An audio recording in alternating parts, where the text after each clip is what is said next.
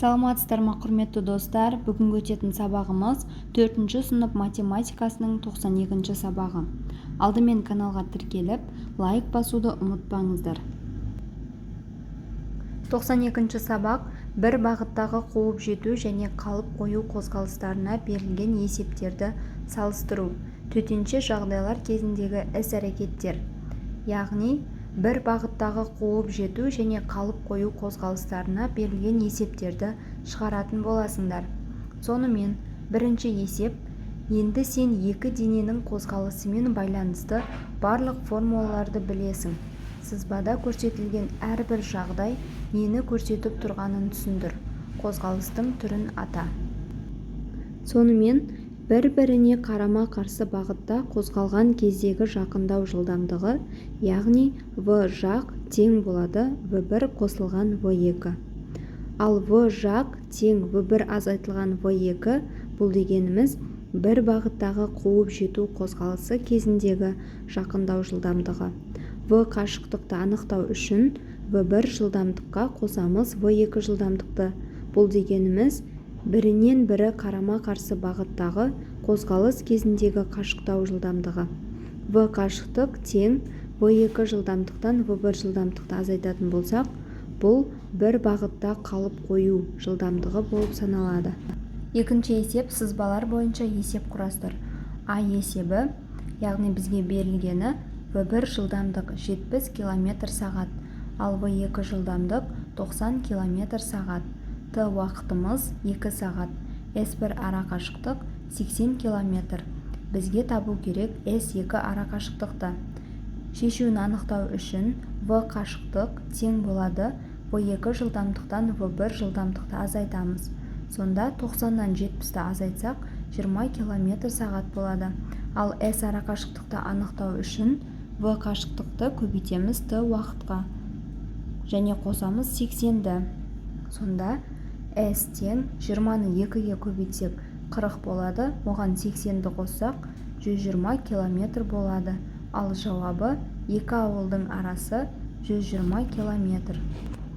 А есебінде бізге берілгені V1 жылдамдық 60 км сағат, ал V2 жылдамдық 40 км сағат. S арақашықтық 200 км, ал бізге табу керек Т уақытты. V жақты анықтау үшін V1 жылдамдықтан азайтамыз V2 жылдамдығын. Сонда V жақ тең болады 60-тан 40-ті азайтсақ 20 км сағат. Ал уақытын анықтау үшін арақашықтықты бөлеміз V жаққа. Сонда 200-ді 20-ға бөлетін болсақ 10 сағат болады. Жауабы екі автокөліктің арасы 10 сағаттан кейін 200 км болады. Б есебі, бізге берілгені V1 жылдамдық 25 км сағат, ал V2 жылдамдық 35 км сағат. Т уақыт 4 сағат, ал табу керек S арақашықтықты. V қашықтық тең болады V1 жылдамдыққа қосамыз V2 жылдамдықты. V қашықтық тең 25-ке 35-ті қосатын болсақ 60 км сағат болады. Ал S арақашықтығын анықтау үшін V қашықтықты көбейтеміз уақытқа. Сонда 60-ты 4-ке көбейтетін болсақ 240 км шығады. Ал жауабы екі мотоциклшінің арасы 240 км.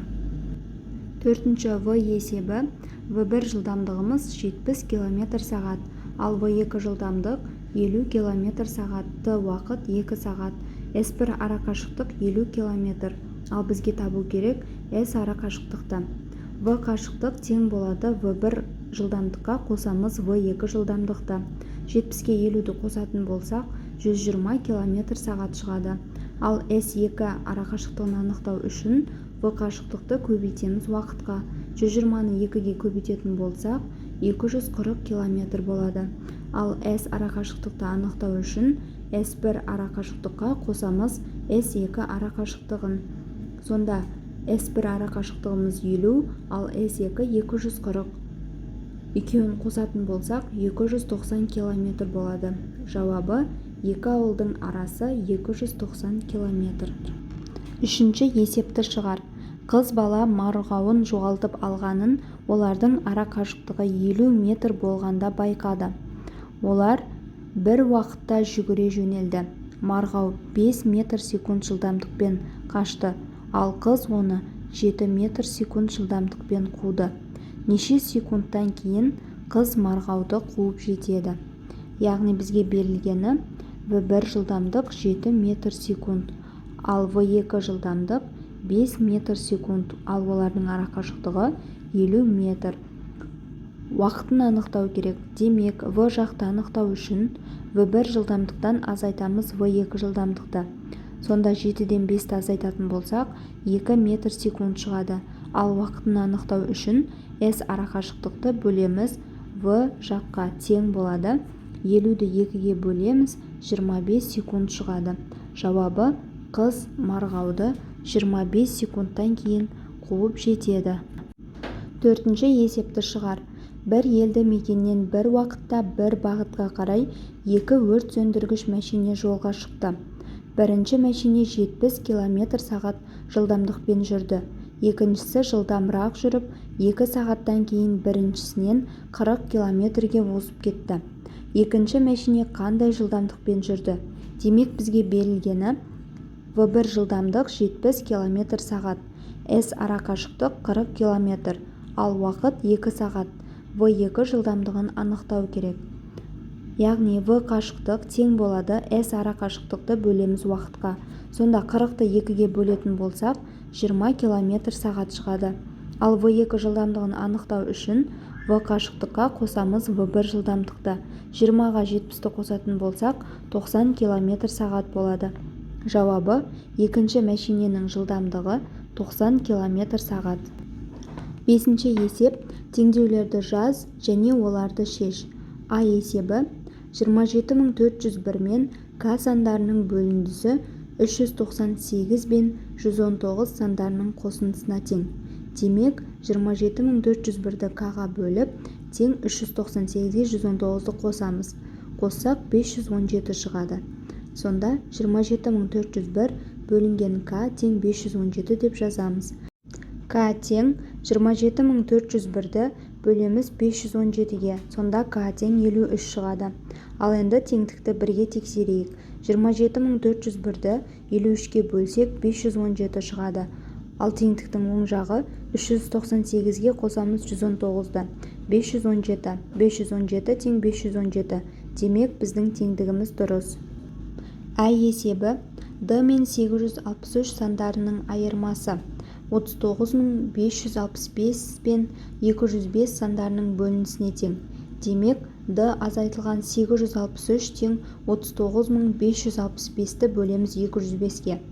39565-ті 205-ге бөлсек 193 шығады. D-ны анықтау үшін 193-ке қосамыз 863-ті. D тең 1056 шығады. Ал енді теңдікті тексеріп көрейік. 1056-дан 863-ті азайтсақ 193 болады. Ал 39565-ті 205-ге бөлетін болсақ 193. Демек, 193 тең 193 біздің тапқанды дұрыс. Б есебі 5020 мен Z сандарының қосындысы 36054 пен 23 сандарының көбейтіндісіне тең. Демек, 5020-ны қосамыз Z-ге тең 36054-ті 23-ге көбейтеміз. 36054-ті 23-ге көбейтсек 829242 шығады. Z тең 829242-ден азайтамыз 5020-ны. Сонда 824222 шығады. Теңдікті көрейік. 5020-ға қосамыз 824222-ні, тең болады 829242. 36054-ті 23-ге көбейтсек 829242. Демек, теңдік дұрыс. Алтыншы есеп. Амалдардың орындалу ретін анықтап, оларды есепте. Яғни, жақша ішінде 10.025-ті бөлеміз 25-ге. Оған қосамыз 8.549.600-ді. Жақша сыртында азайтамыз 10.335-ті бөліп 39-ға. Жауабы 8.549.736 шығады. Бұл жерде амалдардың орындалу ретін анықтау керек. Демек, ең алдымен жақшаның іші орындалады. Жақшаның ішінде екі амал тұр: бөлу және қосу. Ең алдымен бөлу амалы орындалады. 10.025-ті 25-ге бөлсек 401 шығады. Екінші амал қосу амалы. 401-ге қосамыз 8.549.600-ді. Сонда 8.550.001 шығады. Үшінші амал бөлу амалы.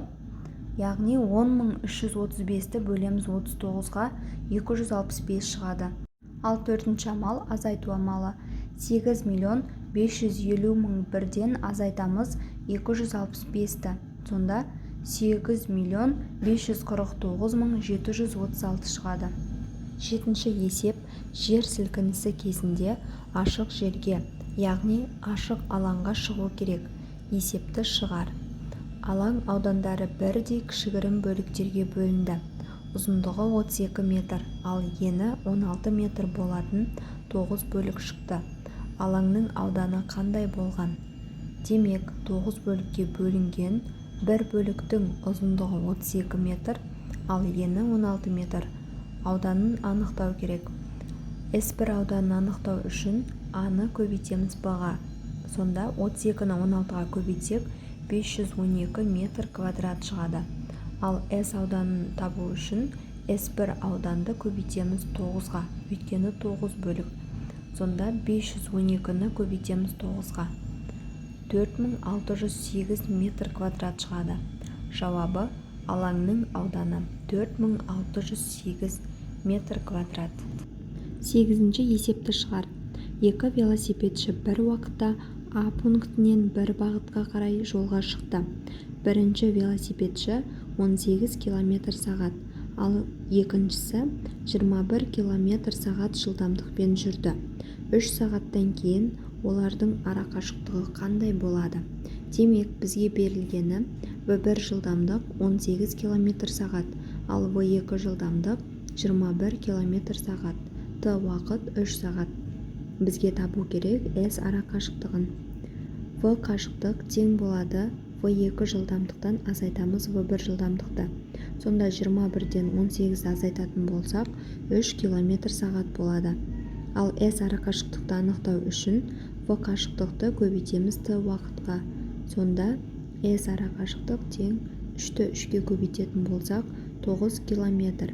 Жауабы: екі велосипедшінің 3 сағаттан кейінгі арақашықтығы 9 км болады. Тоғызыншы есеп: назар аудар.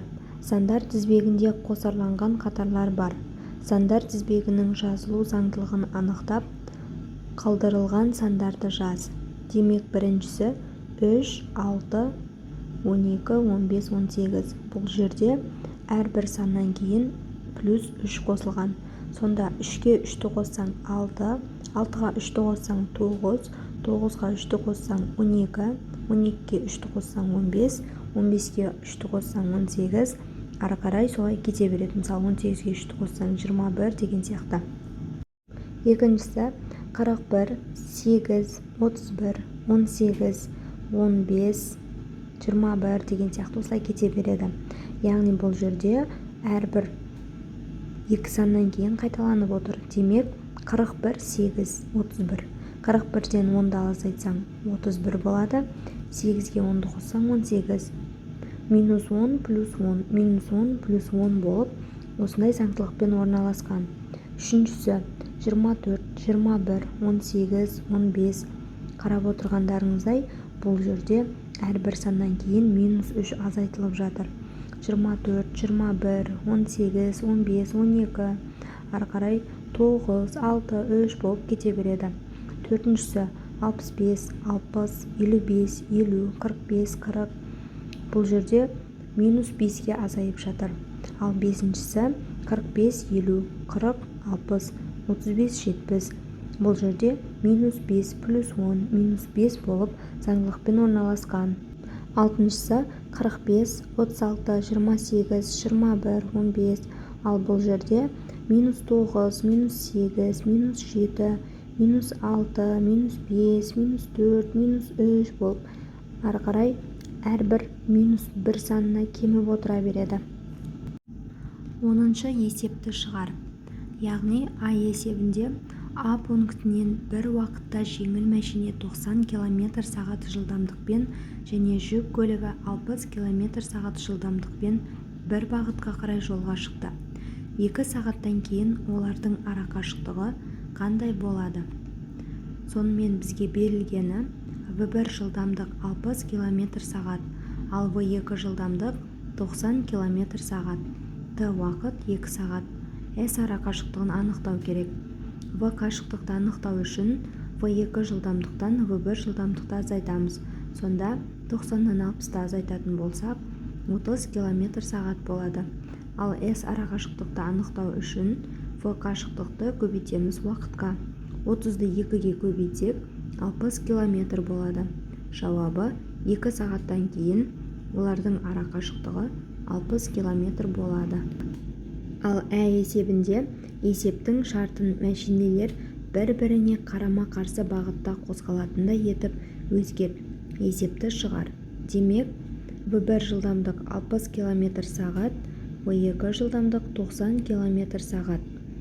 Т уақыт 2 сағат, С арақашықтығын анықтау керек.